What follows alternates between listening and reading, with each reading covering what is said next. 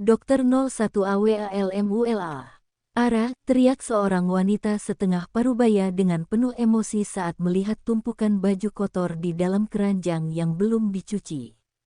Salwa Arabella yang biasa dipanggil Ara, dia gadis cantik, berkulit putih, hidung mancung, bulu mata yang lentik, bola mata berwarna coklat cerah dan lesung pipi yang sangat menggemaskan. Hal itu membuat daya tarik untuk para kaum Adam yang melihat mereka tertarik. Hal itu juga membuat kakak tirinya selalu iri padanya.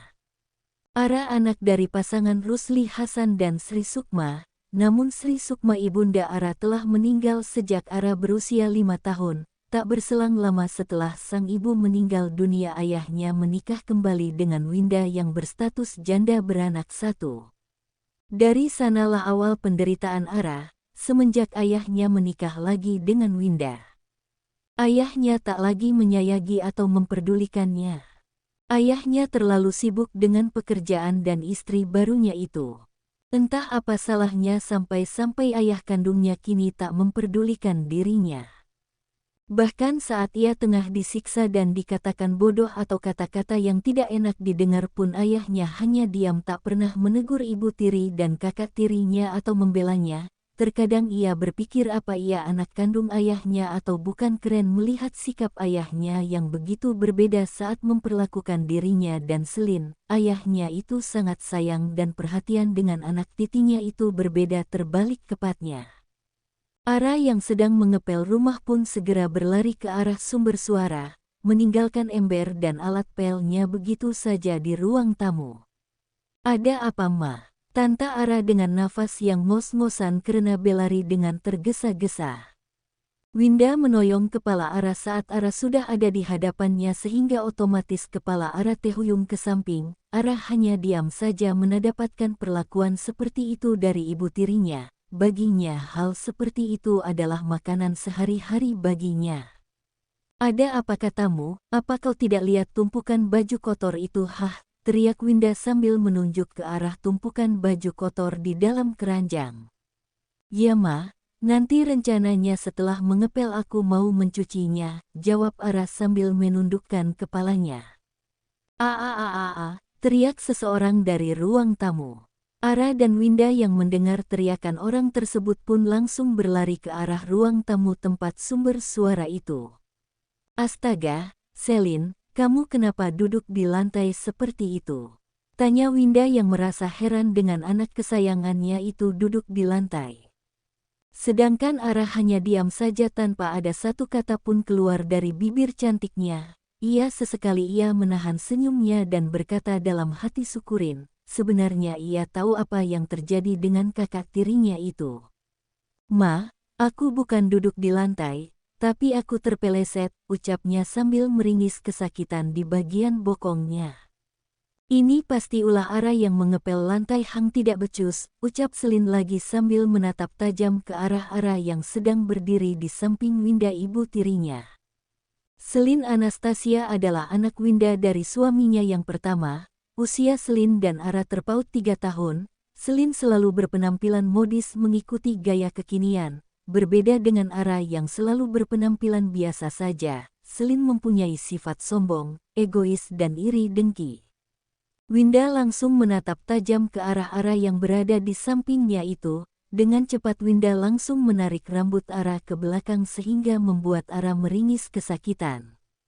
Sakit, Ma," rintih Ara yang menahan sakit saat rambutnya ditarik dengan kuat oleh Winda. "Kau sengaja kan meletakkan alat pel dan embernya di sana, agar Selin terjatuh," ucap Winda yang semakin kuat menarik rambut Ara, hingga membuat Ara semakin kesakitan. Tidak, Ma, aku tidak sengaja meninggalkannya di sana. Aku tadi buru-buru saat dipanggil Mama tadi," ucap Ara yang berusaha menjelaskan sambil menahan rasa sakitnya. Meskipun sebenarnya percuma Ara menjelaskan semuanya sebab yang akan disalahkan pasti dirinya. Selin langsung tersenyum senang saat melihat Ara tengah meringis kesakitan karena ulah mamnya. "Jadi kau mau menyalahkanku, hah?" bentak Winda tepat di hadapan muka Ara. Tidak, Ma. Ini semua salahku yang teledor," ucap Ara yang menyalahkan dirinya, yaitu mungkin lebih baik sekeras apapun ia menyangkalnya pasti akan tetap dia yang bersalah. Jadi sebelum ibu mak lampir ini semakin mengeluarkan tanduknya, lebih baik ia mengalah saja. Dengan kasar Winda melepaskan tarikan rambut Ara, sehingga membuat rambut Ara ada yang tercabut dan rontok begitu saja. Namun Ara hanya diam, ia hanya mengelus kepalanya yang terasa sakit akibat tarikan yang cukup keras yang Winda lakukan kepadanya. Bagus, ini semua memang kesalahanmu, cepat kau bereskan semua ini, setelah itu kau cuci semua baju kotor tadi dengan menggunakan tanganmu, awas jika kamu berani-berani sampai menggunakan mesin cuci, maka aku akan menghukummu lebih dari ini, ucap Winda dengan tegas. Ara hanya terdiam dan menggunakan kepalanya pertanda ia mengerti. Sebenarnya ia sudah sangat bosan dengan siksaan dan makian yang mereka berdua lontarkan kepadanya. Ingin sekali ia merobek-robek mulut mereka berdua atau menjambak rambut mereka hingga rambut mereka berdua botak, namun ia tak mempunyai keberanian itu. Selain itu ayahnya juga pastikan murka padanya kalau ia berani melakukan hal itu. Ia selalu berdoa agar ia diberikan kebahagiaan suatu hari nanti. Hal itu yang selalu ia tunggu-tunggu. Ia yakin Tuhan pasti akan mengabulkan doa setiap hambanya. Winda membantu Selin berdiri. Setelah berhasil, mereka menatap tajam ke arah Ara yang sedang menundukkan kepalanya. "Kamu gak apa-apa sayang?" tanya Winda dengan lembut. "Aku gak apa-apa kok ma," jawab Selin. Selin yang kesal melihat Ara hanya menundukkan kepalanya pun langsung menendang ember yang berisi air bekas mengepel Ara tadi sehingga air yang ada di ember itu pun tumpah di atas keramik yang licin.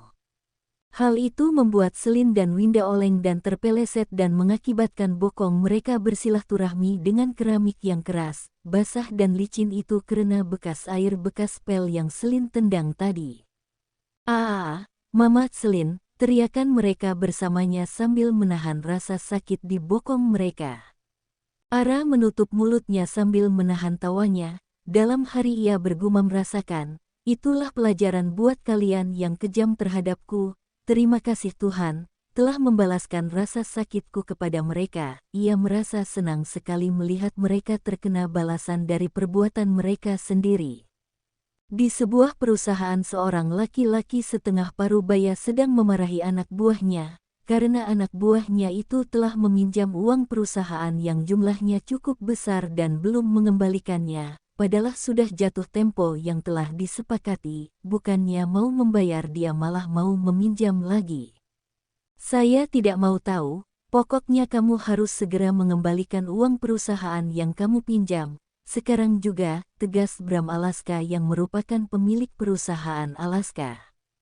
"Maaf Tuan, saya belum ada uang untuk membayarnya, tapi saya janji setelah saya punya uang maka akan langsung saya bayar," jawab Rusli sambil menundukkan kepalanya.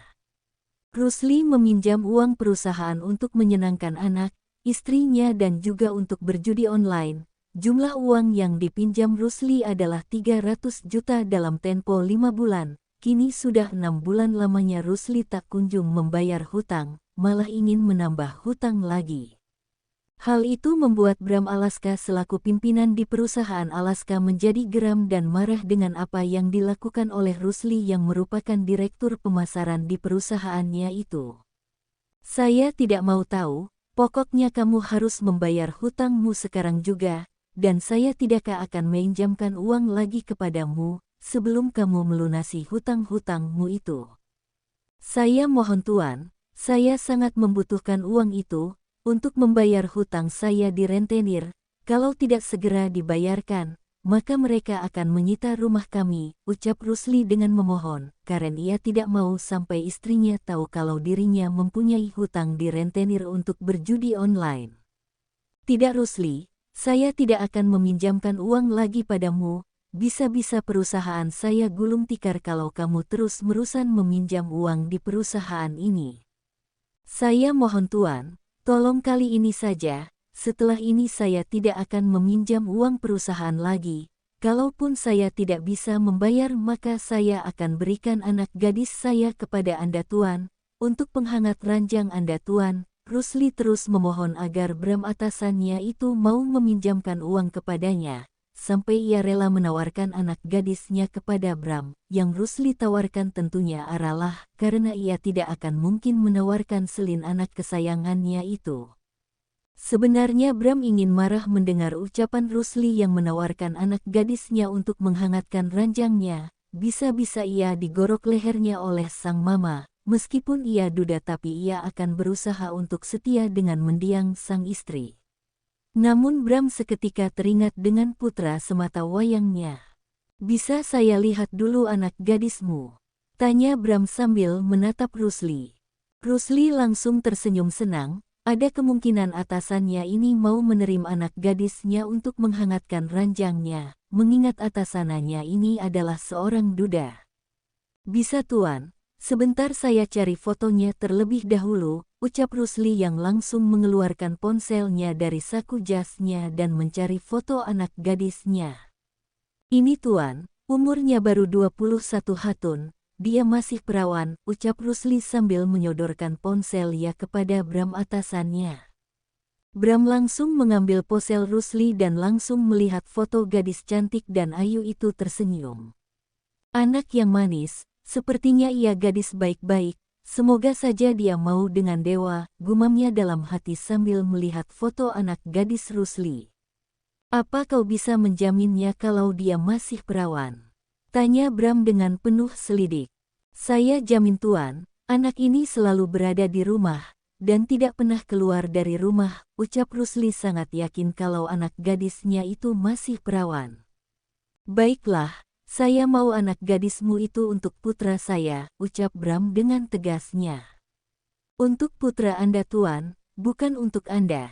tanya Rusli dengan tatapan heran. Pasalnya ia berpikir kalau anak gadisnya itu untuk jadi penghangat ranjang atasannya itu. "Ya, untuk putraku, kau tahu sendiri kan keadaan putraku seperti apa, dia membutuhkan pendamping agar ada yang merawat dirinya," jawab Bram dengan tatapan sendunya saat mengingat keadaan putra semata wayangnya itu. Ya, selama ini semua orang tidak tahu tentang putra semata wayang keluarga Alaska yang nantinya akan menjadi penerus kekayaan keluarga Alaska. Orang-orang semua hanya tahu kalau penerus kekayaan keluarga Alaska adalah seorang pria lumpuh tak bisa apa-apa akibat kecelakaan yang pernah dideritanya. Maka dari itu identitas penerus kekayaan keluarga Alaska itu dirahasiakan. "Baik tuan, tak masalah mau untuk siapa anak gadis saya nanti. Saya akan memberikannya asal Anda melunaskan hutang saya di perusahaan, hutang saya di rentenir dan juga sejumlah uang untuk mahar anak saya nanti," ucap Rusli dengan tersenyum. Ia tak masalah anak gadisnya itu untuk siapa, ia tak peduli, yang penting ia mendapatkan uang. Bram sangat kesal dengan permintaan Rusli, yang seolah-olah memanfaatkan keadaan. Sebenarnya uang segitu tak ada apa-apanya bagi keluarga Alaska yang notabene-nya keluarga terkaya dan mempunyai banyak anak perusahaan di dalam maupun di luar negeri, pemilik mall terbesar di kota ini dan masih banyak lagi kekayaan yang dimiliki keluarga Alaska. "Baiklah, bilang pada putrimu, kalau dia sudah dijodohkan dengan putraku, dalam waktu dekat ini kami akan melamarnya dan segera menjadikan dia sebagai istri putraku," kata Bram. "Terima kasih tuan, kami akan menunggu kedatangan Anda untuk melamar putri saya," ucapnya dengan bahagia. Pergilah dari ruanganku," usir Bram yang sebenarnya sudah muak melihat wajah mata duitan Rusli. "Baik tuan, kalau begitu saya permisi ke ruangan saya dulu," ucap Rusli yang pamit. Bram hanya menganggukkan kepalanya. Setelah itu Rusli langsung keluar dari ruangan atasannya dengan wajah bahagianya. Setelah kepergian Rusli, Bram kembali terdiam dan teringat ucapan mamanya yang memintanya untuk melepaskan perusahaan kepada anaknya. Namun sang adik yang tak terima dengan keputusan itu, dia menginginkan anak tirinya lah yang pantas memimpin perusahaan keluarga Alaska. Sebab ia sebagai anak tak bisa meneruskan perusahaan karena dia anak perempuan dan perusahaan pun diberikan kepada Bram yang merupakan anak tertua dan anak laki-laki satu-satunya di keluarga Alaska.